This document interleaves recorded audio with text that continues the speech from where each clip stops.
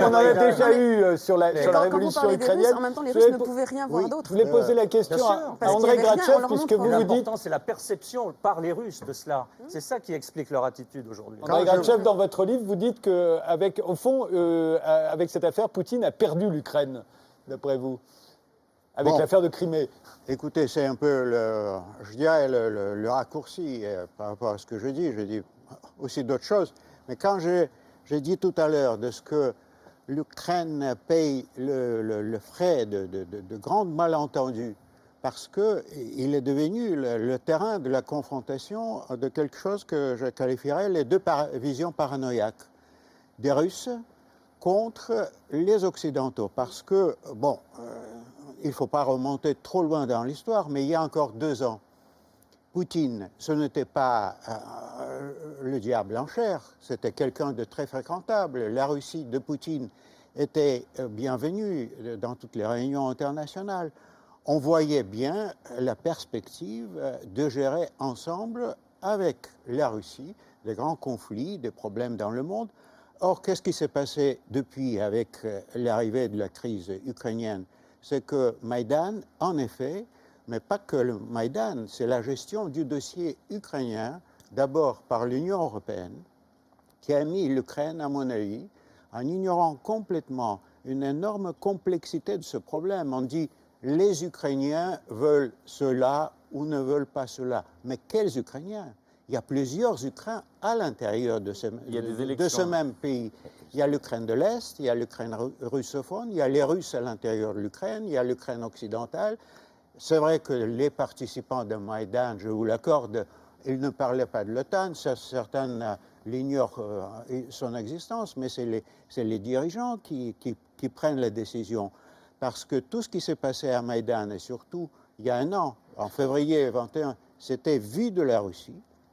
Et c'est peut-être un des aspects de cette vision, en partie paranoïaque, mais après tout, il y a de la réalité dans chaque paranoïa.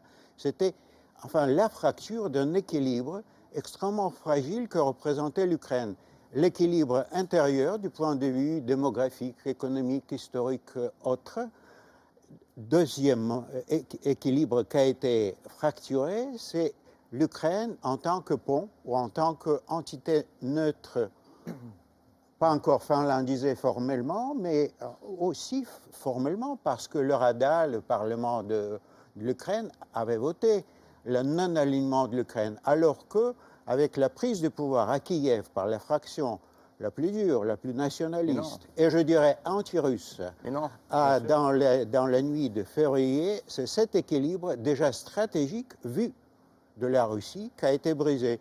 Une autre vision paranoïaque qui se rencontre avec la vision russe sur le territoire de l'Ukraine et en fait une victime, c'est la vision occidentale en Poutine, un nouveau reconstructeur de l'Union soviétique, quelqu'un qui est un nouvel empereur qui veut rebâtir l'empire de la Russie.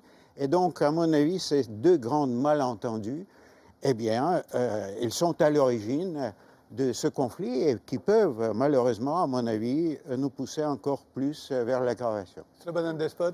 Oui, je pense qu'en ce moment même, en Russie, il doit y avoir des émissions, il y en a d'ailleurs tout le temps, de débats qui, de même qu'on se pose la question ici de savoir que veut Poutine, est-il le diable en personne, pose la question de savoir que veut Obama, que veut l'Union européenne, etc. Sont-ils les diables?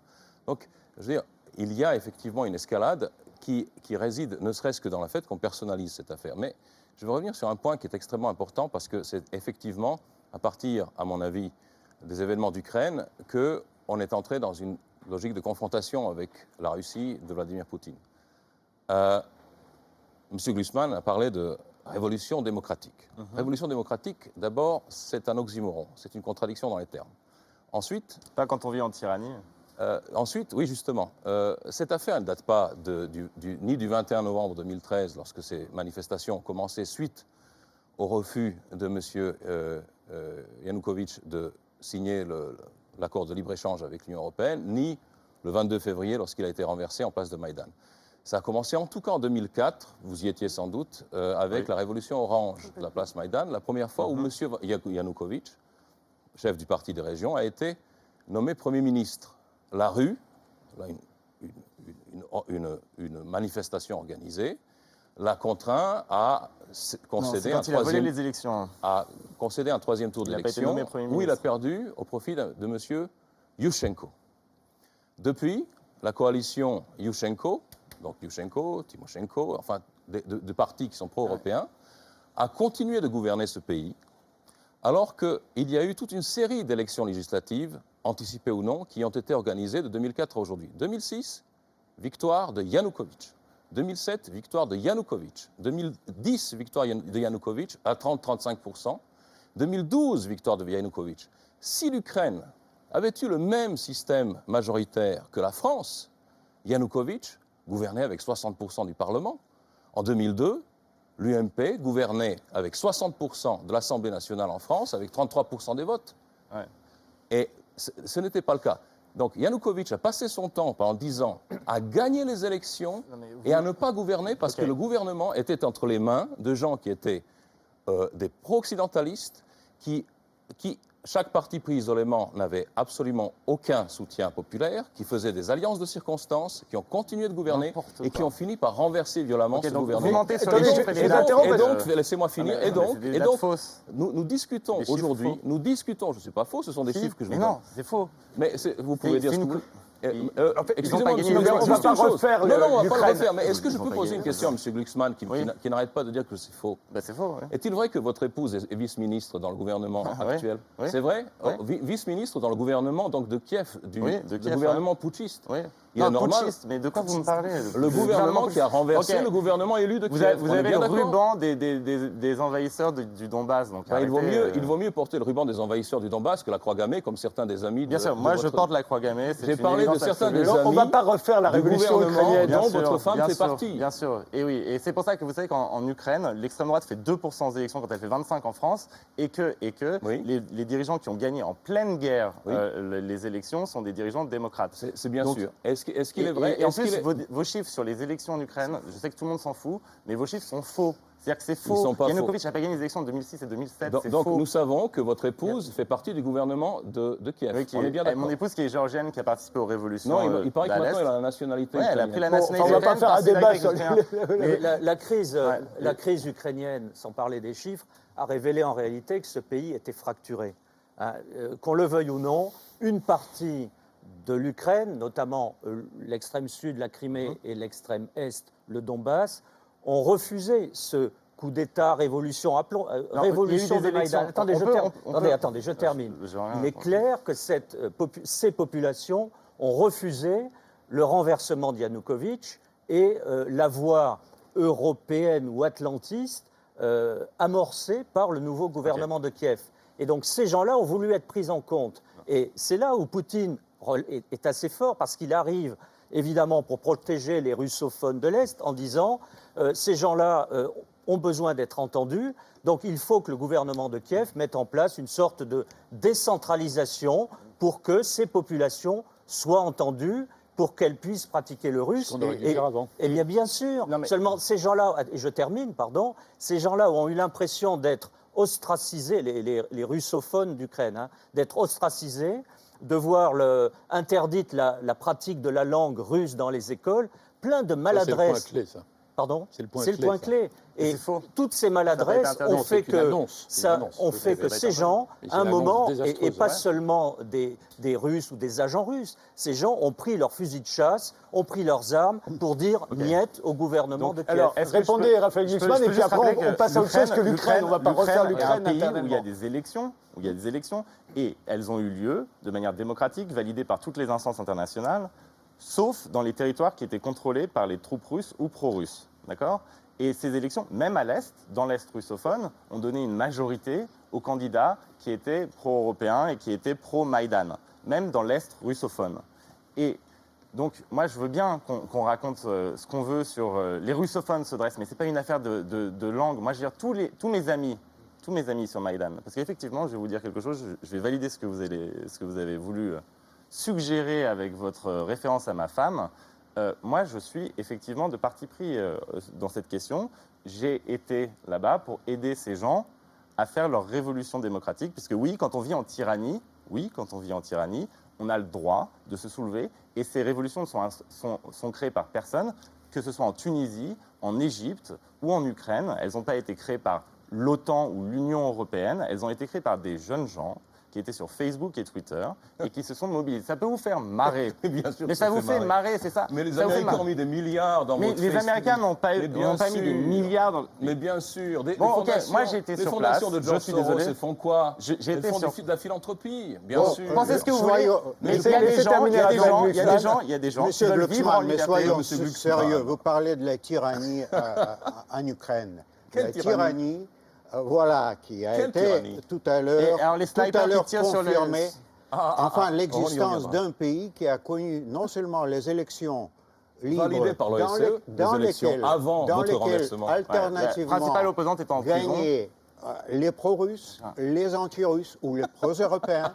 Ça vous Donc fait marrer, il hein s'agissait d'un pays qui, Ouais. à Ça mon vous fait avis, marrer aussi était... le ruban, là? Mais Et, bien sûr que ça attendez, me parce fait que marrer. Je ne si sais vous pas parlez si, tous ensemble, terminez voilà, Andrei c'est Grachev. ma Si vous voulez que je vous écoute, autant que vous m'écoutiez aussi. Quand même. Voilà. Et donc, actuellement, nous sommes face à une situation où, effectivement, cette réalité extrêmement complexe d'un pays controverse est ressortie sur la surface, provoquée par l'intervention des forces extérieures, aggravée par cette confrontation. Les problèmes, les soucis, les préoccupations géostratégiques de l'Est-Ouest, dans le sens plus traditionnel, sont ressortis sur la surface pour aggraver cette situation. Et à quoi nous sommes arrivés un an après? Mais pratiquement, nous sommes à la case zéro. Le fait que le déclenchement de la crise ukrainienne, du dossier ukrainien, a été largement provoqué par le fait que d'abord l'Union européenne a cru à la possibilité de gérer le problème ukrainien sans implication de la Russie, et même en rejetant la participation de la Russie dans la considération des aspects même économiques de ce problème. Deuxièmement, nous sommes actuellement, un an plus tard, un an peut-être trop tard, avec 6 000 morts, avec 500 000 personnes déplacées, avec les destructions, peut-être la fracture, je crains, irréparable au sein de cette société et de cet État, à la case zéro, lorsque, eh bien, on commence à attendre de la part de puissances occidentales, de leurs dirigeants, des propos d'une sagesse formidable. L'Ukraine, enfin, n'est pas envisagée comme un membre de l'OTAN. De la bouche de la chancelière allemande, on entend de ce que, pourquoi pas, on envisagerait enfin, une forme de l'association entre l'Union européenne et l'Union eurasienne, ce qui était à l'origine du conflit initial, il y a un an. Et actuellement, un autre aspect qui semble être eh bien, considéré comme tout simplement une solution de bon sens, on est devant la nécessité d'accepter une formule de fédéralisation, un autre F, en plus de F, la finlandisation, c'est-à-dire la décentralisation qui tiendrait compte de la réalité extrêmement différente, contrastée de ce pays. Il y a un mot résume beaucoup de choses, et on en revient à Poutine, c'est le mot humiliation. Dans cet accord d'association voulu par l'Union européenne avec l'Ukraine, beaucoup d'éléments, de points de ce dossier allaient à l'encontre des intérêts de la Russie. Et ce qui est frappant de voir, c'est que l'Europe a monté cet accord d'association, ce que vient de dire M. Grachev, sans tenir compte des liens très particuliers, historiques, spirituels de la Russie avec l'Ukraine. Et Poutine a dit tout de suite, et quand on lit encore une fois les discours à répétition qu'il a pu faire, ça revient systématiquement, c'est « je ne veux pas dépecer l'Ukraine », dit Poutine, « je ne veux pas envahir l'Ukraine ». Après, dans le détail, ça se discute.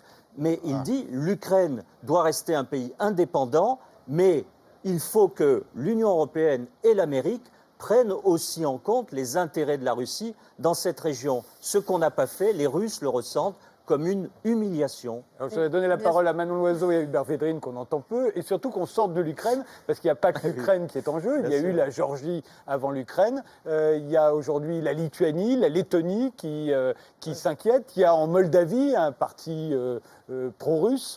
Alors, Hubert Védrine, là aussi, la question est toujours, qui revient en permanence, est-ce que Vladimir Poutine veut ressusciter l'ancienne URSS ?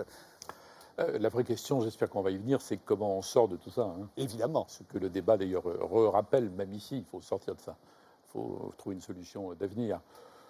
Sur Poutine, moi, je fais partie de ceux qui considèrent que Poutine est très critiquable, naturellement, mais qu'on a eu bien de la chance qu'il n'y ait pas pire que Poutine. Compte tenu de ce qu'a vécu le peuple russe dans les années 90, compte tenu de l'humiliation, c'est pas une explication suffisante. L'humiliation ne justifie pas tout et n'importe quoi. Mais on a vu historiquement que l'humiliation peut aboutir à des conséquences tout à fait abominables quand un peuple se sent meurtri, rejeté, etc. Et donc, je redis ici que la politique occidentale, à mon avis, était idiote, arrogante, maladroite, contradictoire, y compris dans ce qui vient d'être redit, c'est-à-dire l'extraordinaire balourdise européenne dans la conception de l'accord. Alors, que veut Poutine? À mon avis, il est l'enfant de ça. Il est l'enfant de cette humiliation. C'est un homme que j'ai connu, avec qui j'ai discuté, j'ai eu à négocier avec lui. Il est à la fois très, très calculateur, très, très intelligent, très cérébral, et en même temps extrêmement viscéral et affectif. Je pense qu'il représente, enfin Andrei Gratchev doit le savoir mieux que moi, mais quelque chose qui ressemble assez à la Russie d'aujourd'hui. On cite souvent Poutine, il faut se rappeler de la citation en entier, celui qui ne regrette pas l'Union soviétique n'a pas de cœur, ça c'est quand il parle aux Russes, parce que nous on ne la regrette pas, mais ceux qui veulent la reconstituer n'ont pas de tête. Bon. Et moi je ne le vois pas du tout comme quelqu'un qui aura un plan secret d'invasion fou, etc. En revanche, je le vois comme aux aguets, attendant et se précipitant sur les erreurs faites en place, puisque à ses yeux, à lui, tout ça c'est le résultat de budgets géants dépensés non pas par Obama, mais par des fondations, par des journaux, par des agents, par des trucs. Il s'est précipité sur les erreurs du président géorgien, à un moment donné. Il s'est précipité sur la base du prétexte de l'interdiction annoncée, non mise en œuvre, mais annoncée, l'interdiction de l'usage de la langue russe. Je ne pense pas qu'il ait un plan d'ensemble. Il pourrait se précipiter sur d'autres occasions si elles se présentaient. Là, il faut distinguer d'abord les pays qui sont dans l'OTAN. Il y a quand même un article 5. Et moi, ça ne me choque pas que les États-Unis et l'OTAN réaffirment que l'article 5 fait obligation. Rappelez-nous ce que c'est que l'article 5. L'article 5, c'est l'article 5 du traité de l'Atlantique Nord, donc de l'Alliance Atlantique, qui fait obligation à l'ensemble des alliés de défendre l'un des alliés, quel qu'il soit, s'il est attaqué. Ce sera le cas pour la Lituanie ou la Lettonie. C'est la base même. Donc je ne pense pas que Poutine va se frotter à ça. Moi, ça ne me choque pas si on avait une approche politique globale vers une solution, qu'on rappelle, entre autres, que les pays de l'OTAN sont intouchables. Mais évidemment, ça s'ajoute à un compromis intelligent sur l'Ukraine avec une double garantie, et ça s'ajoute à une reconstruction de la relation avec la Russie. La Russie sera toujours là. Et détester Poutine, ça ne fait pas une politique. Donc il faut réfléchir à tout ça. Mais dans ce tableau-là, que les pays baltes aient envie d'être sécurisés par l'OTAN, ce n'est pas choquant en fait. Je dirais même, je vais vous étonner, que quand les États-Unis disent on va éventuellement armer l'armée ukrainienne, ce n'est pas forcément choquant en soi. Si c'est poursuivre une politique américanique manichéenne comme ils l'ont fait dans tant d'autres endroits, non, ça ne sert à rien. Ils vont tout aggraver. Si c'est l'élément d'une approche pour qu'en face, le camp, à mon avis, plus dur que Poutine, plus dangereux que lui, mais qui le contraint aujourd'hui, je dis apprenti sorcier, hein, que ces gens se disent non, ça, il faut tenir compte, et qu'il y ait un système en face plus dissuasif, plus clair, éventuellement menaçant, mais qui en même temps tend la main et qui a en même temps une idée d'avenir. Dans l'ensemble, il y a des mesures apparemment de force qui peuvent trouver un sens, mais pas elles seules. Pas elles seules, ce n'est pas une réponse. C'est pour ça que l'approche américaine actuelle, à mon avis, elle est simplette. Elle est simplette, elle correspond à un élément de la solution. Si on peut combiner l'approche américaine, peut-être que j'anticipe sur la suite, mais si on peut combiner l'approche américaine et l'approche Merkel-Hollande, très bien. Surtout que le président ukrainien est plutôt sur cette ligne, pas le Premier ministre. Lui, il pense plutôt que, précisément, il faut essayer d'amener l'Occident dans une approche purement militaire. Donc, comme le disait Gratchev, il y a plusieurs nuances. Bon, voilà, tout ça, il ne faut pas s'interroger sur Poutine uniquement, même si un extraordinaire petit livre récent qui analyse la pensée de Poutine à partir des poètes, des romanciers, des philosophes qui citent tout le temps. Il était invité, mais il ne pouvait pas venir ce soir. On voit bien qu'il y a une espèce de vision... dans la tête de Vladimir Poutine. Slavophile, enfin slave en tout cas, qui n'est pas une solution non plus. Je cherche le point d'équilibre. C'est un réaliste, hein, c'est un pragmatique. On verra, on s'intéressera au cas de Vladimir Poutine personnellement ensuite. Manon Loiseau. C'est un mélange. On voit en tout cas qu'il a des réactions épidermiques. Et oui, il y a un sentiment d'humiliation chez les Russes. Et oui, ils n'ont jamais pardonné à Gorbatchev la fin de l'URSS. Et le Russe, toute son histoire, c'est l'identifier par rapport à l'Empire, à sa conquête territoriale. Mais Poutine joue complètement là-dessus. Et quand vous dites que Poutine ne veut pas dépecer l'Ukraine, certes, c'était une erreur. L'annonce de ceux qui ont pris le pouvoir après le départ de Yanukovych, d'annoncer qu'ils allaient interdire la langue russe, ce sur quoi ils sont revenus, remettre en cause le caractère Ils n'ont officiel jamais de dit la... interdire la langue russe, ils ont dit remettre en cause le Remettre caractère en cause- officiel de la langue russe. Voilà, Ce qui était une rendre erreur. la langue ukrainienne, l'imposer. Donc Poutine a tout de suite surfé là-dessus et sur le mécontentement et la crainte des russophones de Crimée et du Donbass. Poutine fait de la politique. hein. Oui, sauf qu'ensuite, on envoie des chars, on envoie des militaires anonymes, et donc ils jouent avec le feu depuis le début. Donc on ne peut pas dire quand même qu'il n'y a pas une volonté de déstabiliser. C'est comme tous les centaines quand même de mercenaires qui se sont battus auparavant en Tchétchénie. Moi, j'en ai rencontré certains qui sont aujourd'hui avec les séparatistes du Donbass. Donc, ils jouent avec le feu. Oui, il y a eu énormément de maladresse aussi dans la rhétorique occidentale. Mais C'est pense assez rationnel. Il joue avec le feu, mais un feu contrôlé. L'objectif, Jusqu'à où? Attendez, Jusqu'à quand? oui, l'objectif stratégique de Poutine en Ukraine, clairement, et des Russes, c'était la récupération de la Crimée, qui est une terre russe, russophone, etc. C'est une violation du droit international, d'accord? Mais pour les Russes, c'est une terre russe qu'il fallait récupérer. Pour le reste, le Donbass, c'est un moyen pour les Russes et pour Poutine de jouer avec le feu, d'entretenir un foyer qui affaiblit et qui neutralise l'Ukraine et qui l'empêche à terme d'être intégré dans l'OTAN. Mais c'est un jeu dangereux. Mais c'est un jeu dangereux. Mais la politique est souvent un jeu dangereux. Juste à propos de la violation du droit international en ce qui concerne la Crimée, Vladimir Poutine l'a revendiqué. Il a dit oui, là, il y a quelques mois, on va l'écouter tout de suite. Vladimir Poutine. Ирак, и Ливию, и Афганистан, а до этого Югославию. Это что все было? В рамках международного права, что ли? Чего вам сказки-то рассказываете? Значит, кому-то можно вообще ни с чем не считаться, а нам защищать свои кровные интересы, русскоязычное и русское население в Крыму нельзя? Так не будет. Andrei Gratchev. Oui, en tant qu'un des Russes qui sont présentés comme des humiliés, je crois que j'ai un petit commentaire à faire. Ce n'est pas que l'éclatement de l'Union soviétique que les Russes n'ont pas pardonné à Gorbatchev.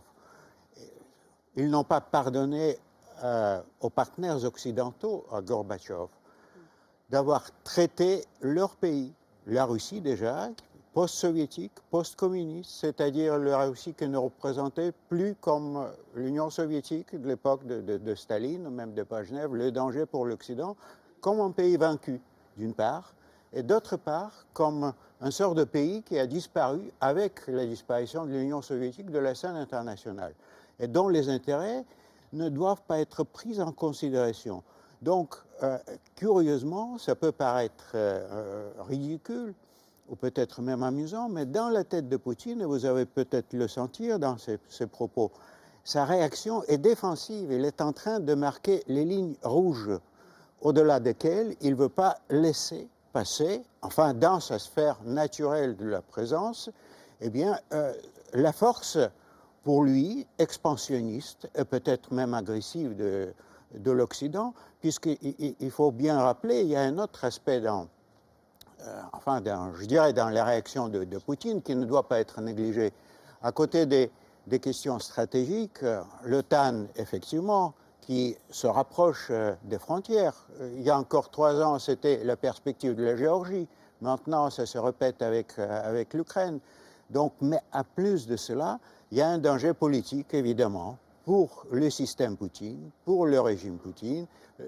Les menaces qui viennent de l'exemple qui peut être donné par les scénarios qui, encore une fois, peut-être avec une vision assez paranoïaque des dirigeants de Kremlin, est en train de monter sur la périphérie de la Russie pour préparer ce que les Américains appellent assez, je dirais, désarmant, d'une façon désarmante, le régime change qu'ils peuvent bien sûr envisager dans les autres pays.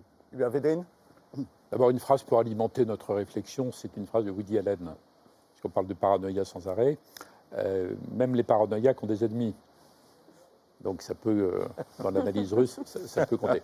Deuxièmement, plus sérieusement, pour confirmer Andrei Gratchev, quand j'étais ministre de 1997 à 2002, effectivement, je peux témoigner que l'ensemble des Occidentaux, en gros, traitaient la Russie comme quantité négligeable. Et que ça m'a toujours, moi, paru dangereux.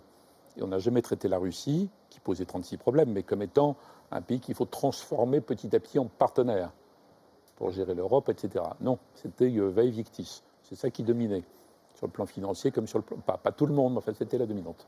Enfin, Non, mais j'ai un problème avec cette vision, c'est-à-dire qu'on est complètement ethnocentrique. On pense que c'est l'Occident qui dicte les réactions de Poutine et que c'est l'Occident qui progresse à travers des révolutions démocratiques. Les acteurs ont des logiques propres et la réaction de Poutine aux révolutions arabes et à la Syrie, son soutien jusqu'au boutiste au régime d'Assad, c'est parce que fondamentalement, lui, c'est des logiques internes qui le préoccupent encore plus que la présence de l'OTAN. L'OTAN est une carte qu'il utilise pour consolider son pouvoir à l'intérieur, la menace de l'OTAN et les maladresses des Occidentaux dont vous parlez. Mais lui, ce qui lui fait peur, c'est cette logique-là de mobilisation populaire qui n'est instrumentalisée par personne. Les administrations américaines successives étaient hostiles au processus révolutionnaire. Ils n'étaient pas hostiles aux manifestants, mais ils étaient hostiles au fait que ça se transforme en révolution, que ce soit en Géorgie, que ce soit en Égypte, que ce soit en Ukraine. Et fondamentalement, cessons de voir toujours les choses à travers ce que nous, on fait. C'est-à-dire que les gens pensent et agissent. Et lisons, écoutons Vladimir Poutine. Il a une vision du monde. Il voit l'Occident comme un ensemble dégénéré. Il l'a expliqué 14 fois dans des discours très profonds. Sa pensée est influencée par des philosophes qui sont d'extrême droite. Il reprend des vocabulaires sur les gays, les décadents et les dégénérés de l'Occident. Et il a peur... Ça, c'est beaucoup l'Église orthodoxe aussi. Non, Mais c'est pas que Poutine. Oui. C'est une Bon, vision d'abord. très réductrice que vous Oui, avez. oui. Attendez, Poutine, dès le départ, dès l'an 2000, a dit ce qu'il voulait pour son pays, en s'appuyant sur l'Église orthodoxe, restaurer la sécurité, la paix civile, les valeurs et tout ce qui va avec. Et il est en train d'appliquer ce programme. C'est pas parce qu'il considère que l'Occident est Il dégénéré. le dit lui-même. Non, c'est pas exactement ça. si, il Quand le on dit. lit attentivement, Discours du club Vaidai 2013, c'est exactement son discours. il condamne le matérialisme Non. athée américain qui construit des McDo pendant que lui construit des Non, églises. il parle des C'est couples exactement ça, homosexuels. Mais- ce qu'il dit. Et c'est pour ça que il est si populaire en Russie, que les Russes le soutiennent Non, mais depuis c'est l'an pas étonnant 2000. que vous le souteniez Attendez. à l'heure Mais non. actuelle, mais je veux dire, il parle Attendez, de mariage laissez-moi homosexuel. terminer. C'est pour ça qu'il est aussi impopulaire ici. Et c'est pour ça qu'il est aussi impopulaire, exactement.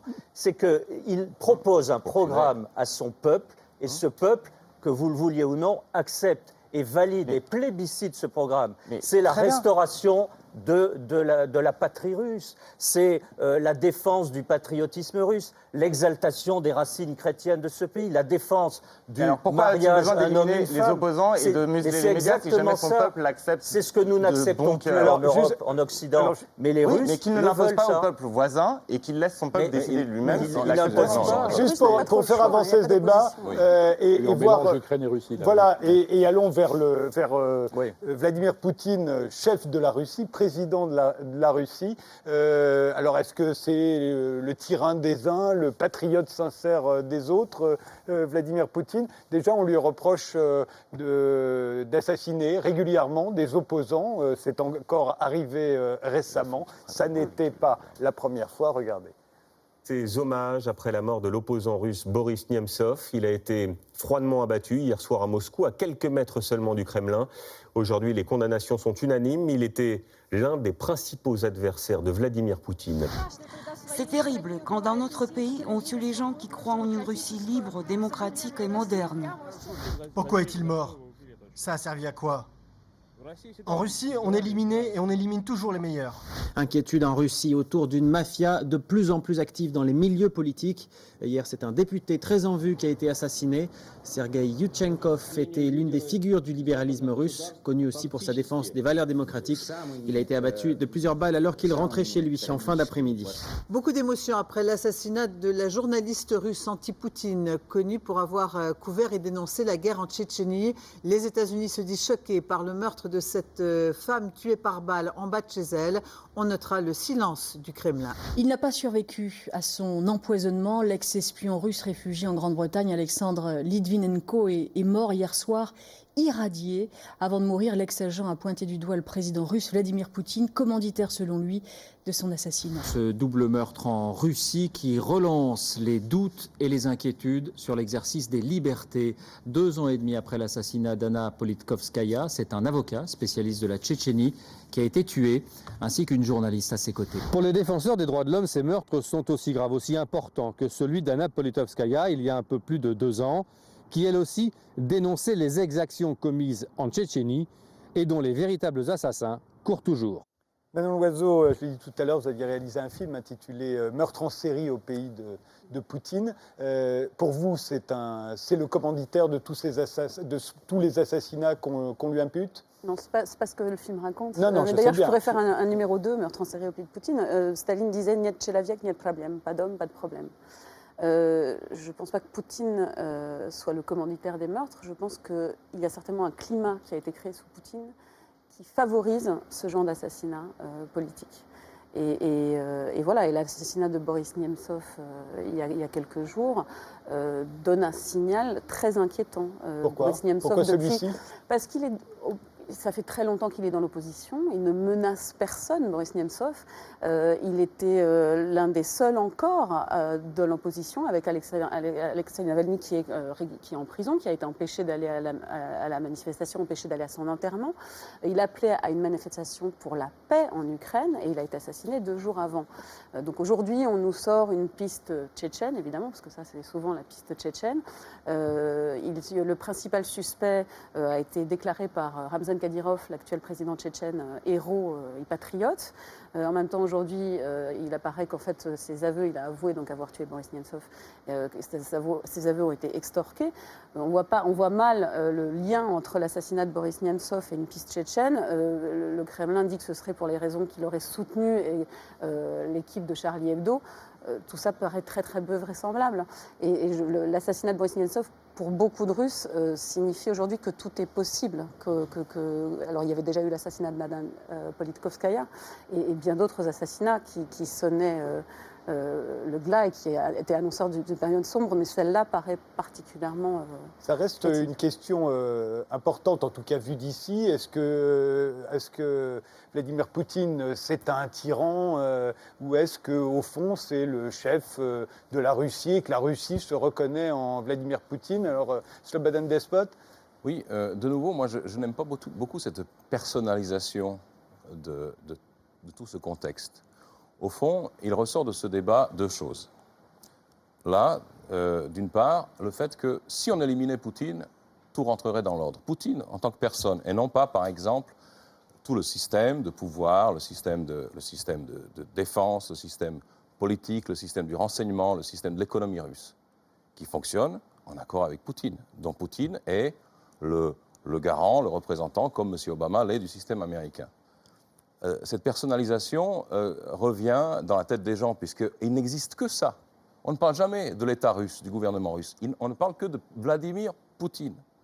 Ça revient toujours à instiller dans la tête des gens, à infuser dans la tête des gens, l'idée que la Russie est une sorte de république bananière tenue par un seul homme. La Russie est un grand État.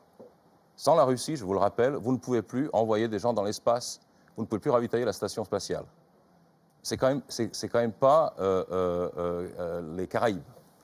Ensuite, la deuxième chose qui ressort de ce débat, je reviens à ce qui s'était dit juste auparavant, c'est que, au fond, nous sommes tous d'accord ici que l'Occident se comporte comme un éléphant dans un magasin de porcelaine, mais ne veut pas que le tenancier du magasin lui présente la facture. Or, là, nous avons un tenancier qui essaie de présenter la facture et qui essaie de présenter cette facture en regard de ceux dont il a hérité en l'an 2000.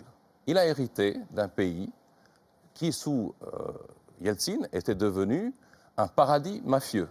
Il se trouve que j'ai édité en langue française le livre d'un député et reporter russe qui s'appelait Govorukhin.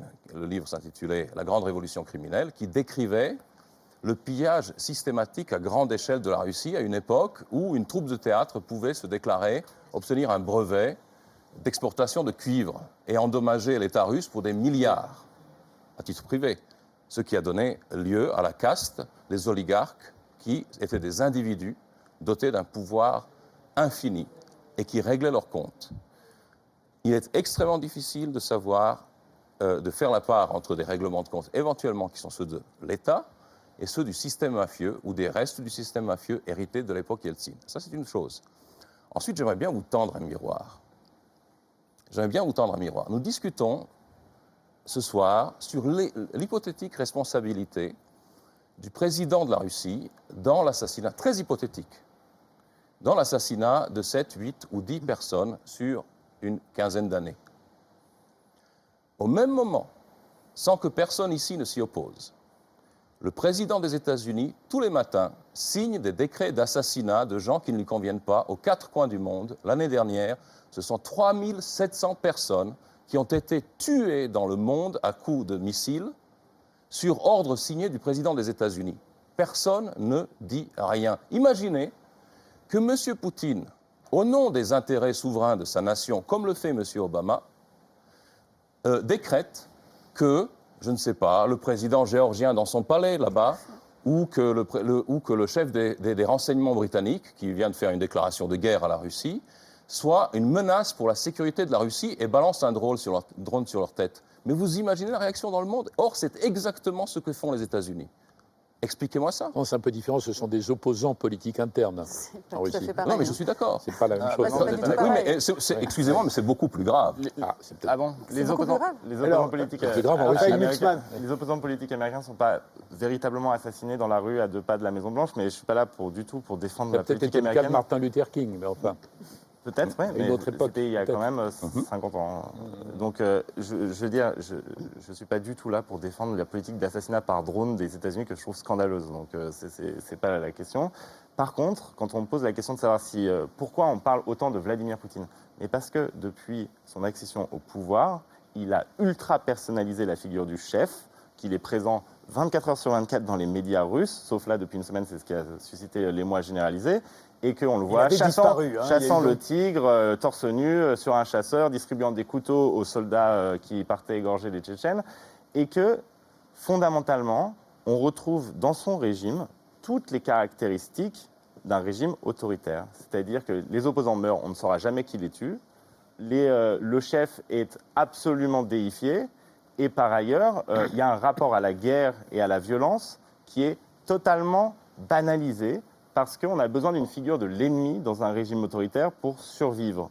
Et donc, voilà, je veux dire, c'est aussi simple que ça. Maintenant qu'on ait du mal, aujourd'hui, à s'en rendre compte en France, qu'on a face à nous un régime autoritaire typique, qu'il ait du soutien populaire, c'est vrai, mais des régimes autoritaires peuvent avoir du soutien populaire.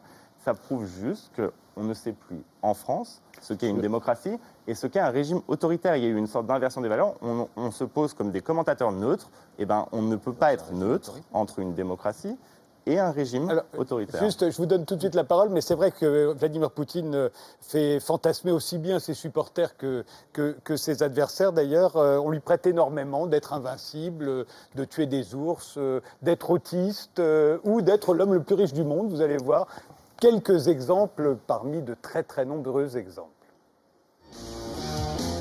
Vladimir Poutine, le super-héros, sauveur de la Russie, homme fort, musclé et à poigne, le mal du pays. I go hard like Vladimir Putin. Go hard like Vladimir Putin. I go hard like Vladimir Putin. Go hard like Vladimir Putin. Vladimir Poutine, super-héros. Après Poutine à la chasse, Poutine à cheval ou Poutine au karaté, voici Poutine au hockey sur glace. Заметили, когда он пришел во власть в начале века и тысячелетия. Он Божий посланник, и он многое даст. Alors ce sont des neurologues, ce sont des experts militaires américains qui ont étudié tout ça et affirment donc que Vladimir Poutine est atteint de ce qu'on appelle le syndrome d'Asperger, qui est une forme d'autisme et qui affecterait donc toutes ses décisions selon le rapport. Voilà. Monday, Putin tames 6 black bear. Tuesday, Putin restores sight to blind man. Wednesday, Putin discovered blind man is deviant. He feed to tame bears. Vladimir Poutine serait la personne la plus riche du monde. Un fonds de pension américain estime sa fortune à 175 milliards d'euros.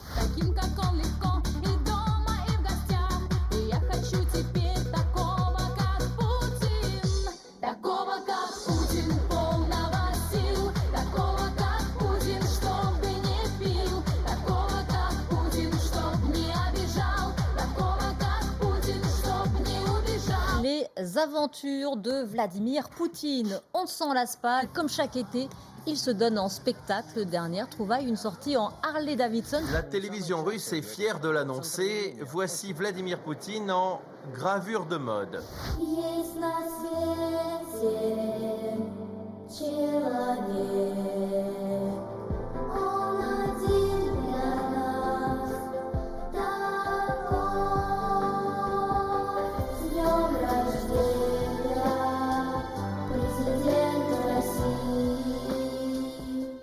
Bon, et on aurait pu ajouter toutes les rumeurs qui ont entouré sa disparition depuis une semaine, et la principale étant qu'il était en Suisse, au chevet de sa maîtresse, en train d'accoucher. Hein. C'est ce qui a l'air de l'emporter. Frédéric Pons, comment vous expliquez qu'il suscite autant? Il y a eu d'autres ennemis que Vladimir Poutine, mais jamais on a eu autant de visions différentes. Oui, alors, dans son pays, il y a une communication présidentielle à l'œuvre, la propagande du régime, si vous voulez, qui montre un président, un chef de l'État, viril, en bonne santé. C'est pas gratuit. Poutine est plutôt un type secret, timide. J'ai vu certains de ses proches qui m'ont dit il n'aime pas trop ça, se mettre en scène torse nu sur un cheval. Mais il le fait pour des raisons politiques. Il est dans le registre politique. Parce que jusque-là, les Russes avaient toujours, enfin depuis la fin de l'Union soviétique, les derniers dirigeants soviétiques, puis même Boris Eltsine, c'était des dirigeants vieux, des vieillards, engoncés dans leur manteau, sous leur chapeau, malades, alcooliques, bourrés de médicaments. C'était le cas d'Eltsine. Pas Gorbatchev. Pas Gorbatchev, mais il est resté très peu de temps et il a été emporté par l'histoire. Ouais. Poutine incarne et veut incarner à travers cette communication un chef droit dans ses bottes, sain, viril, pour donner confiance à la population. Alors c'est évidemment instrumentalisé, mais ça fait partie du renouveau politique, spirituel, moral de la force russe. Et on est en plein là dans une réaffirmation de la puissance russe à l'égard de la population russe, mais à l'égard du monde aussi. Quant aux rumeurs, on parle beaucoup de conditionnel, serait le plus riche du monde. Et très souvent, moi j'ai fait ça pour mon bouquin, j'ai remonté ces histoires, l'homme le plus riche du monde et tout ce qu'on dit sur lui. Et quand on remonte, on arrive sur des think tanks américains qui donnent des suppositions. C'est un fonds de pension américain, ils le disent. Mais oui, mais il n'y a rien derrière. Jamais de preuves. Il est peut-être le plus riche. Il a peut-être des milliards dans les paradis fiscaux. 170 milliards de dollars. Mais oui, mais qui peut le dire?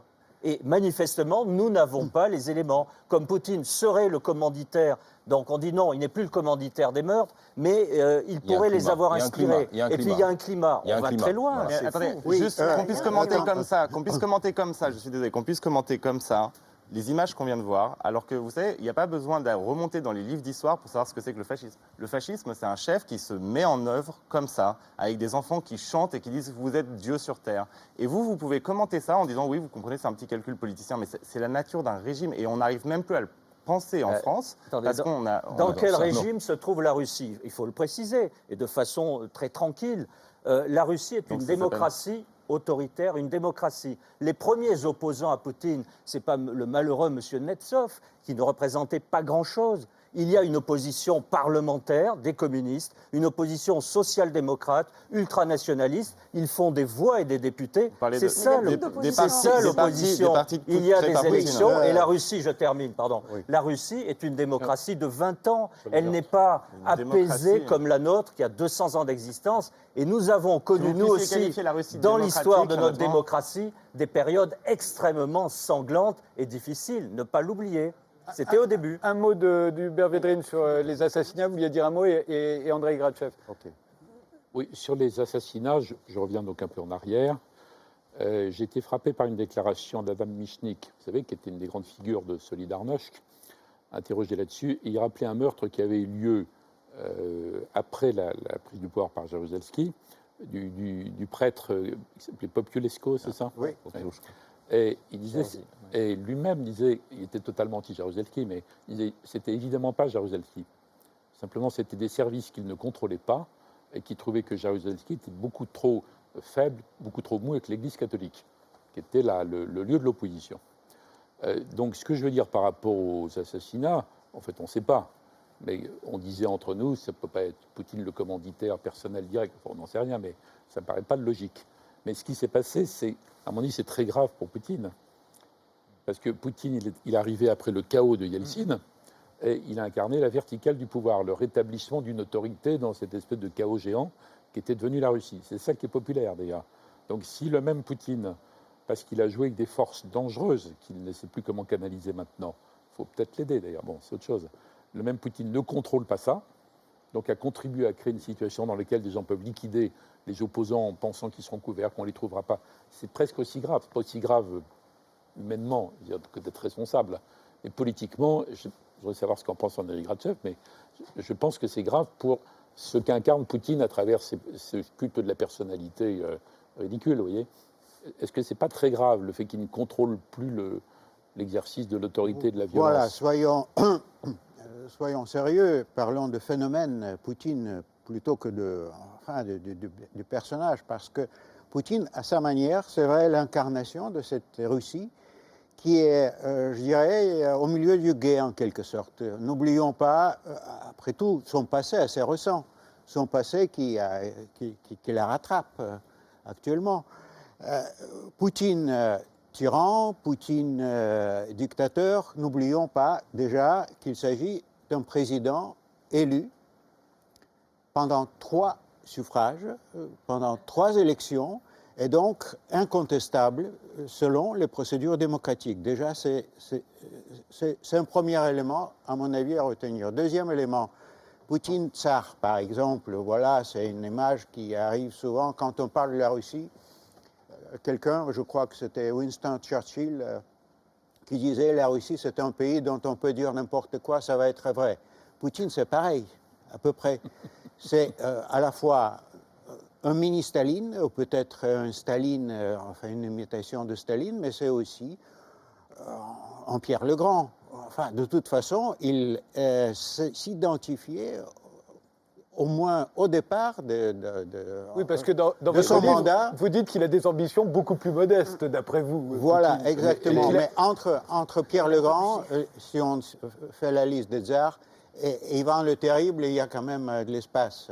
Et les meurtres. Phénomène Poutine et, par exemple, les assassinats politiques.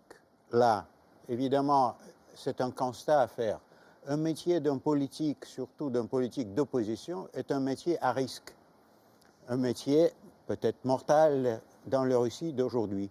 Et c'est ça qui, à mon avis, doit porter une charge extrêmement grave sur le système Poutine qui est en train à mon avis, d'être aggravé davantage par les effets du conflit actuel, de la guerre en Crimée. Nemtsov, moi, je le dirais victime de cette guerre.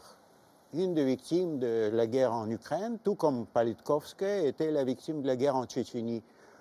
Il est tout à fait probable que c'était les Tchétchènes, par exemple, qui étaient soit les exécutants, soit aussi les commanditaires. Pour Nemtsov, on ne sait pas encore. Par contre, pour Poutine, je dirais qu'il est victime de son propre système. À force d'avoir construit la verticale du pouvoir, extrêmement efficace, il a construit la verticale de la responsabilité.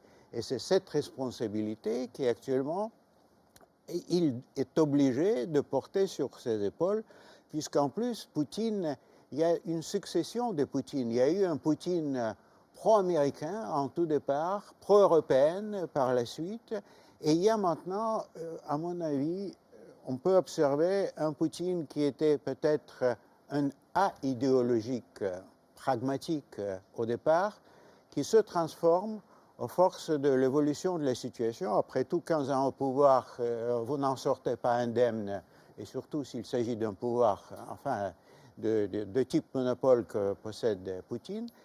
À mon avis, il est en train de subir une évolution vers un Poutine idéologue d'une Russie eurasienne, peut-être d'une Russie russe classique, russe autosuffisante, russe qui est à la tête de son propre monde.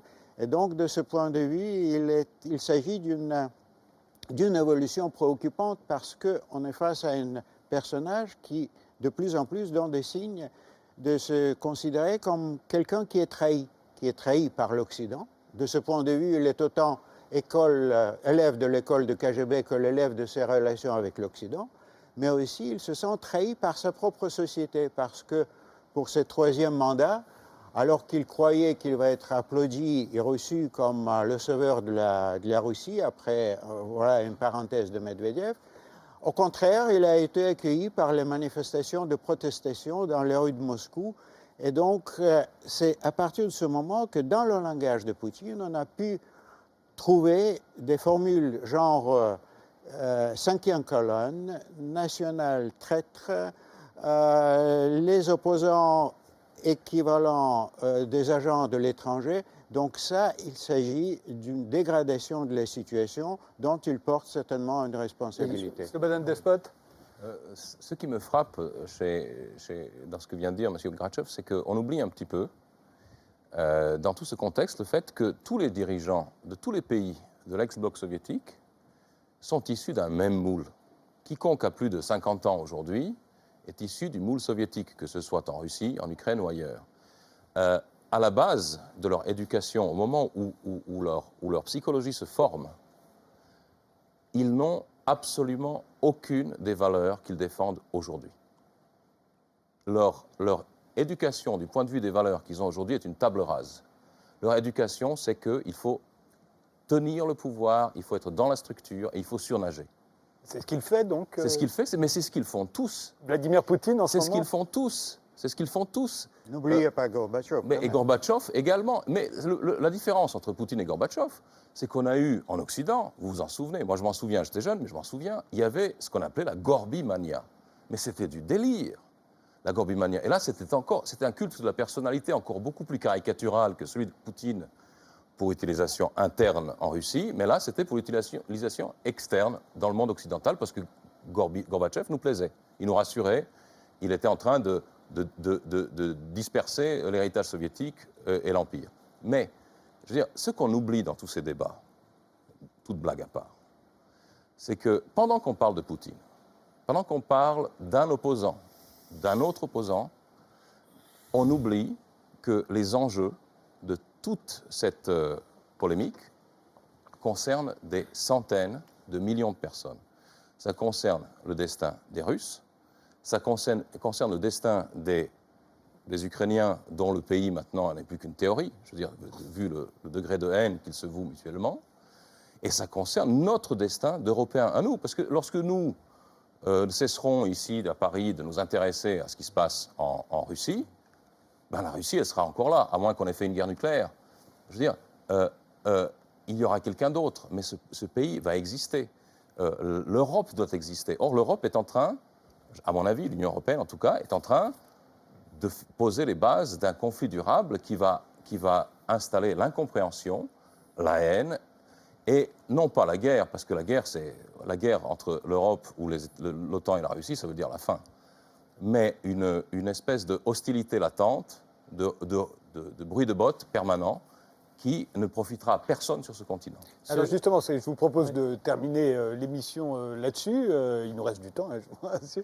Mais qu'est-ce qu'il faut faire maintenant? À savoir, est-ce que c'est irréconciliable entre la Russie et l'Occident, et l'Europe en particulier? Vous citiez la période de Gorbatchev, où là, il y avait effectivement une entente extraordinaire entre les Européens, et en tout cas Gorbatchev, à défaut de représenter la Russie elle-même. Voilà, qu'est-ce qu'il faudrait faire aujourd'hui pour qu'on puisse de nouveau s'entendre, ou en tout cas communiquer avec la Russie? D'un point de vue français, européen, disons, on sait très bien que pour bâtir l'avenir économique et de la sécurité de l'Europe, il faut s'entendre avec la Russie, quels que soient les dirigeants. Il faut faire en sorte aussi que cette possible dérive autocratique que l'on peut deviner peut-être, ou que l'on pense exister en Russie, il faut la contrebattre, il faut éviter que la Russie ne rebascule dans une logique totalitaire, ce qui n'est pas impossible. Eh bien pour cela, il faut reprendre le contact avec Poutine, cesser l'ostracisme, établir des passerelles, faire ce que viennent de tenter de faire François Hollande et Angela Merkel en rediscutant avec Poutine. Et c'est en le faisant revenir vers nous, à condition évidemment qu'il le veuille bien, et je pense qu'il le veut, il le dit. Ça, on sait qu'en Russie, il y a des jusqu'au-boutistes, des militaristes, c'est clair, mais il y a aussi des gens qui disent que l'avenir de la Russie s'inscrit vers l'Ouest, en tout cas vers l'Europe, pas l'Amérique, mais vers l'Europe. Eh bien, il faut comprendre ce que veulent ces Russes, ce que Poutine peut avoir en tête, et aller vers lui pour bâtir ce partenariat nouveau, simplement. Je pense qu'il y a un problème, c'est qu'on a parlé de l'évolution idéologique de Vladimir Poutine, qui tendait de plus en plus vers un pouvoir idéologique. Et il faut comprendre ce que c'est que cette idéologie, et surtout, il faut analyser en quoi cette idéologie, elle a des ramifications chez nous. C'est plus un sujet uniquement de politique étrangère, on peut le regretter, on peut l'accepter, on peut trouver ça formidable, mais en tout cas, c'est plus un sujet de politique extérieure, puisque aujourd'hui, des gens qui partagent la vision du monde exposée dans les textes et les discours de Vladimir Poutine sont aussi très forts en Europe, et que Vladimir Poutine, à travers ses banques ou les banques qui sont affiliées à son régime, finance non seulement le Front National, mais aussi les mouvements d'extrême droite en Autriche, les mouvements d'extrême droite en Allemagne, et que du coup, ce qui se passe, c'est qu'on a un débat idéologique, un conflit idéologique, une bataille culturelle qui dépasse largement les frontières de l'Ukraine et qui a lieu chez nous. Maintenant, ce que je vois, c'est que ce soir, on n'est absolument pas du tout dans ce débat-là. On discute des intérêts ou de l'humiliation de la personnalité de Vladimir Poutine, mais c'est en fait un débat qui a déjà débordé. C'est plus un débat de géopolitique, c'est un débat politique qui a lieu chez nous. Et il y a des gens en France, et vous serez peut-être d'accord, qui épousent la vision du monde de Vladimir Poutine, qui épousent l'idée d'un homme fort, qui épousent l'idée que l'État peut résoudre tout, qui épousent l'idée, enfin, que la violence, parce que le climat de violence, il existe en Russie, il existe dans tous les pays qui voisinent la Russie à cause du régime de Vladimir Poutine, que ce climat de violence est acceptable. Hubert Védrine. Bon, je pense que les phénomènes dont vous parlez existent, mais qui sont marginaux, et que la capacité de la Russie à avoir une influence sur l'Europe occidentale est quasiment nulle, même si ça choque, ça frappe, je ne dis pas que ça n'existe pas. Non, sur le fond, la question c'est comment on sort de cette impasse. Donc je pense qu'il faut absolument trouver un compromis. François Hollande n'employait pas le mot tout à l'heure parce que le mot compromis est parfois péjoratif. Enfin, s'il faut un accord, il faut un compromis autour de ce qui aurait dû être fait avant. Une Ukraine qui est un pont. Dans le meilleur des cas, on arrivera à faire cohabiter les populations. On ne va pas refaire une Ukraine comme ça. Enfin, il faut un statut particulier, garanti des deux côtés, et qu'il y ait un travail sérieux en Ukraine pour que l'économie ukrainienne soit développée correctement. C'était encore pire qu'en Russie quand même, hein, dans les 20 dernières années, la corruption et tout ça. Donc il y a une solution pour l'Ukraine. Ce que François Hollande et Angela Merkel tentent depuis quelques semaines, quelques mois avant François Hollande, c'est bien. Bien sûr qu'il faut le faire. Je pense qu'il aurait fallu le faire plus tôt. J'ai l'impression que Mme Merkel n'était pas disponible plus tôt parce qu'elle espérait, au fond, avoir des atouts personnels par rapport à Vladimir Poutine, ce qui n'a pas marché.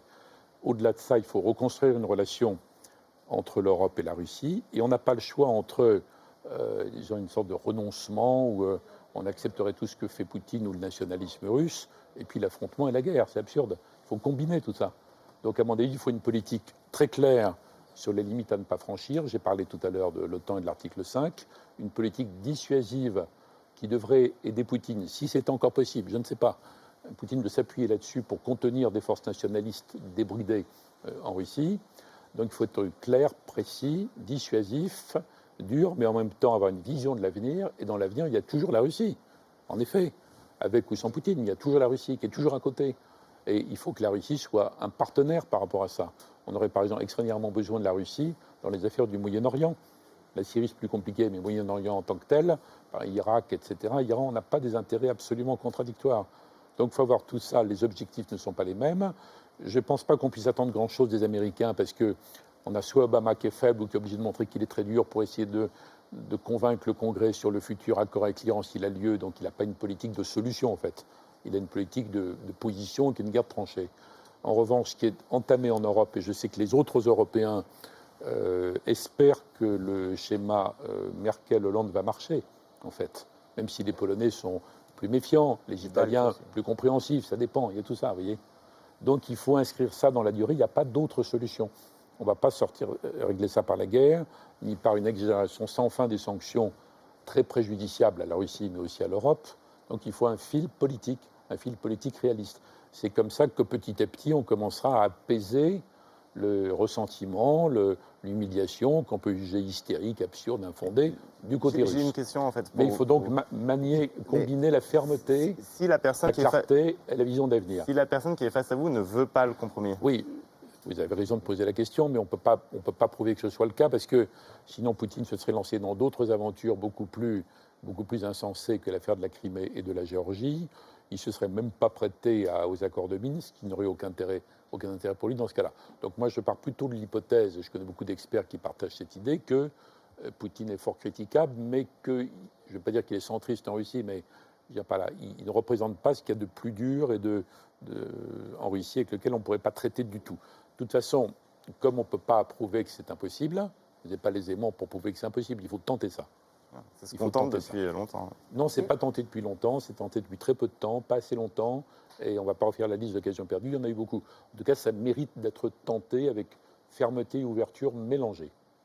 1 minute pour Manon Loiseau, 1 minute pour André Gratchev. Non, ce qu'on ressent, en tout cas en étant à Moscou, c'est qu'il faut absolument, effectivement, il faut favoriser un dialogue parce que les Russes sentent qu'on est contre eux, mais ils sont aidés en ça par une machine de propagande guerrière absolue. Toute la journée, il y a des films qui montrent les bombardements de l'OTAN sur Belgrade, qui vont retrouver les victimes, qui font des plans ralentis sur des flaques de sang.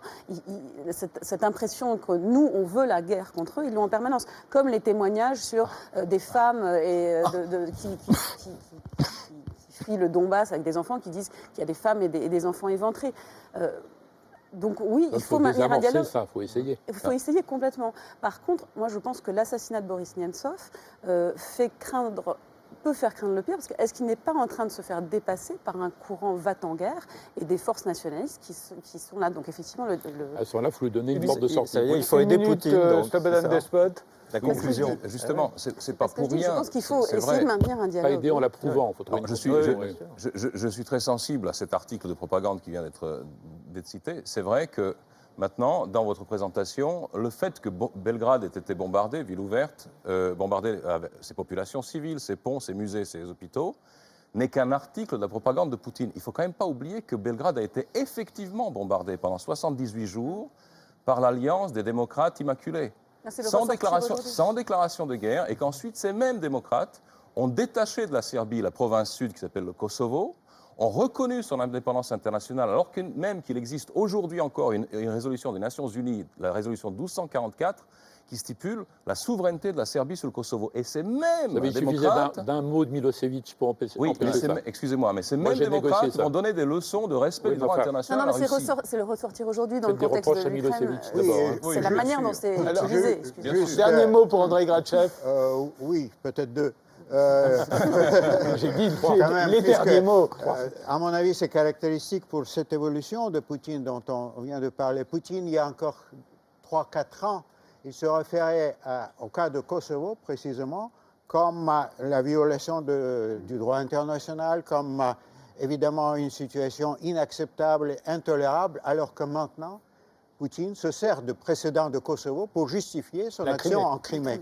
Voilà l'évolution qui sépare Poutine 1 et Poutine 3 actuellement. Bon, revenant je dirais au propos de la conclusion, je voudrais rappeler de ce que, précisément dans ces jours, c'est le 30e anniversaire d'élection de Gorbatchev au poste du premier secrétaire. Et donc, c'est le début de la perestroïka, ce formidable, je dirais, événement qui a bouleversé la scène internationale et qui nous a rempli à l'époque de tant d'espoir, dont l'espoir de la maison commune européenne. Or, au bout de 25 ans, et 25 ans après la fin de la guerre froide et la chute du mur de Berlin, on doit constater l'Europe comme plutôt la maison de l'échec commune. Et c'est ça le grand problème. Comment maintenant procéder? Je suis d'accord avec ce que disait Hubert Védrine maintenant. D'abord, à mon avis, il faut calmer le jeu. Pour cela, ne pas franchir certaines lignes rouges. De ce point de vue, je ne suis pas complètement d'accord avec ce que vous dites, c'est-à-dire l'aide militaire à l'Ukraine, c'est une des lignes rouges, à mon avis, pour ne pas enflammer ni les passions, ni provoquer une réaction allergique de la Russie. Deuxièmement, c'est lever les malentendus et troisièmement, impliquer la Russie dans les solutions collectives. Et de ce point de vue, à mon avis, c'est tout à fait évident. Ce n'est pas avec ni le Front National en France, ni avec les extrémistes dans les autres pays, de l'Europe que Poutine veut traiter. Il est prêt, à mon avis, de suivre l'application de Minsk II. Et il faut l'accompagner dans cela. Est-ce qu'il contrôle tout? Et de ce point de vue, à mon avis, curieusement, un des résultats de la crise ukrainienne, c'est que à côté de la naissance de la nation ukrainienne, enfin sortant probablement devant nos yeux de cette crise, il y a la diplomatie européenne, personnifiée par l'action de couple Hollande-Merkel, qui a des chances à émerger de cette crise, puisqu'il paraît que ce Dieu parvient de parler avec succès à la fois avec Poutine et avec Obama et apporter du calme dans ce jeu, peut-être la perspective de la solution. Je vous remercie tous les 6 d'avoir participé à cette émission. On se retrouve la semaine prochaine.